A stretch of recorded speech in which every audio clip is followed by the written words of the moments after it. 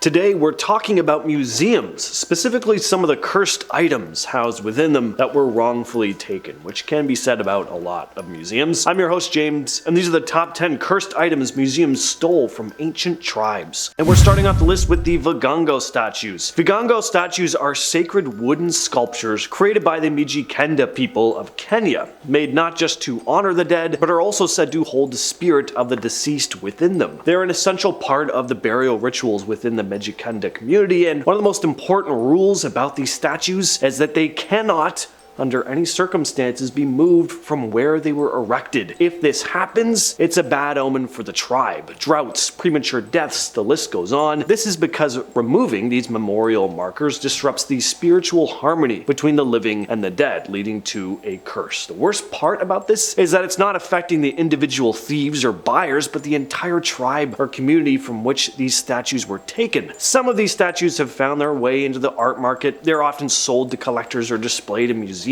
both locally and internationally. Many argue that these artifacts should be returned to their places of origin, and they would be right. Sure, it's cool seeing these things in person, but is it worth tormenting an entire community of people over? I don't know. It doesn't really seem like a fair trade-off to me. Number 9. The Ring of Senicianus, also known as the Vine Ring. This is an ancient Roman ring associated with a curse. It's said to have a curse inscribed right on it. The Latin inscription reads, Seniciane vivas in diem, which translates to Senicianus, may you live in God. The curse is believed to have been invoked by a man named Sylvanus, who accused Senicianus of stealing the ring. Sylvanus, seeking divine intervention, dedicated the curse to the god Nodens, a Celtic deity associated with healing and the sea, in an effort to recover the ring. The last known record places the ring at the Vine, a historic estate in Hampshire, England. The National Trust, which manages the Vine, displayed the ring for public viewing. The curse associated with the ring of Senicianus is thought to bring misfortune and suffering to anyone who possesses or wears the ring without rightful ownership. If this is reminding you at all of Lord of the Rings, by the way, you're not alone. The ring was definitely a part of J.R.R. Tolkien's inspiration for the story. Next up on the list is the Hope Diamond. The Hope Diamond is a famous blue diamond with a long and storied history. It is one of the most renowned gems in the world, known not only for its exceptional size and color, but also for the supposed curse associated with it. The Hope Diamond is currently housed in the National Gem and Mineral Collection at the National Museum of Natural History in Washington, D.C. The diamond has been on display there since it was donated to the Smithsonian Institution by Harry Winston in 1958. The story begins when the diamond was stolen from an idol in India, though. According to the legend, the curse would bring misfortune and tragedy to anyone who possessed or wore the diamond. King Louis XIV and Marie Antoinette are two of the most notable historical figures believed to have possessed the Hope Diamond during their reigns. Both faced tragic ends. In 1839, Henry Thomas Hope purchased the diamond and gave it its name. His untimely death led his family to sell the gem to settle gambling debts. Jeweler Wilhelm False acquired the Hope Diamond and shortly after died at the hands of his very own son, who then went on to take his own life. Evelyn Walsh McLean, an early 20th century owner, experienced a series of tragedies as well, including the premature deaths of her son and daughter, and then her husband left her, went insane, and eventually died. At our number 7 spot, we have the Unlucky Mummy. Mummies, one of the staples of museums. This mummy is believed to bring misfortune to those who come in contact with it. It's said to have been the cause of various unfortunate incidents throughout its history. I'll let you in on a little secret. That's how it got the name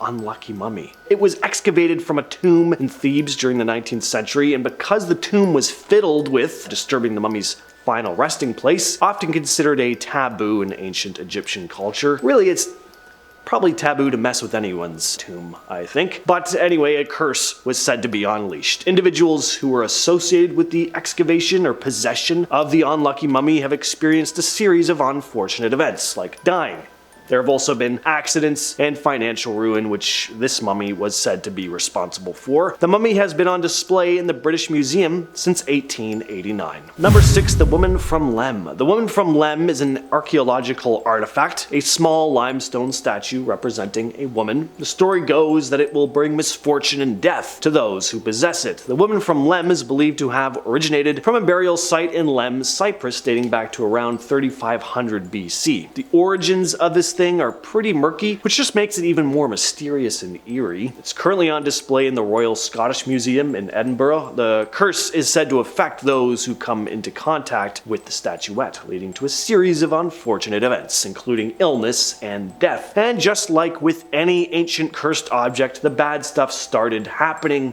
when it was taken from its original location. Accidents, financial ruin, and premature death have been said to plague those who have interacted with the object, which is why the Woman from Lemb has earned its nickname as the Goddess of Death. At our number 5 spot, we have the Catskills Crone. About 7 years ago, a pair of hikers were traversing the Catskill Mountains in New York State when they came across an old-looking statue in a cave. The object had nails driven into its eyes and a rope around its neck. They decided to bring the thing home with them for some reason, and things got weird. They began finding muddy footprints that would randomly appear in their home, and at one point, they even saw the apparition of a ghostly hag. They posted their experience on Reddit, hoping to gain some insight, and one of the folks who chimed in, known as Newkirk on Reddit, is the director of a museum specializing in cursed objects, and this is what he had to say. Hey everyone, you guys might remember that about 6 months ago there was a post in the sub from a hiker who claimed that he and a friend found a strange carving in a New York cave. Long story short, they took it home and boom, bad haunting, poltergeist activity, apparition, and wet footprints manifesting along with a strong scent of pond water. A full-blown haunting, if he was to be believed. There were lots of great responses in the thread, and after getting a few emails from friends who know what I do for a living,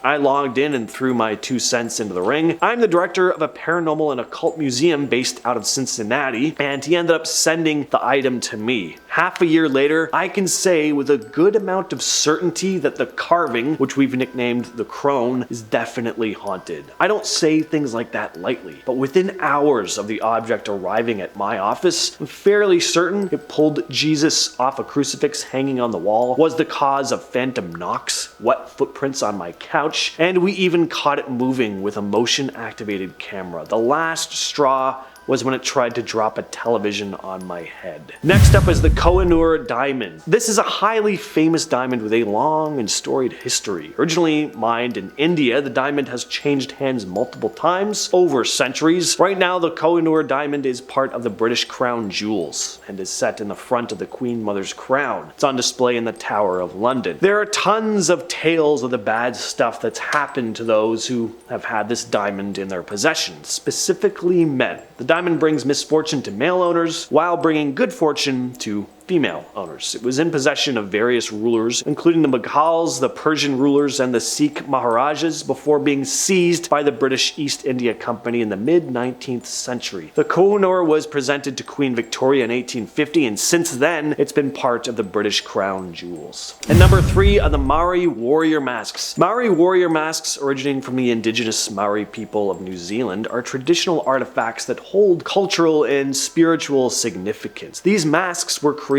for the specific rituals and ceremonies, often serving as representations of ancestors and embodying spiritual power. So, when these masks are removed from their sacred settings, it's said to disrupt the spiritual balance and invoke misfortune on the people possessing or displaying them. The curse is thought to bring bad luck, illness, or even death to individuals or institutions that have acquired the masks without proper cultural respect. Some claim that returning the masks to their place of origin is a way to break the curse. In at number 2 is the Black Orlov Diamond. The Black Orlov Diamond, also known as the Eye of Brahma, has a history steeped in tales of misfortune. Its origins trace back to India, where it was believed to be part of a larger diamond known as the Eye of Brahma, set in a sacred idol in a temple. Legend has it that a monk, in defiance of the sacred setting, stole the diamond from the idol, leading to a series of tragedies and untimely deaths. The diamond was eventually cut into 3 pieces to dispel the curse. One of these pieces became became the Black Orlov, named after its owner, Princess Nadia Vigango Orlov. A series of misfortunes are said to have befallen its subsequent owners. Tales of people taking their own lives, financial ruin, and tragic deaths circulated. I think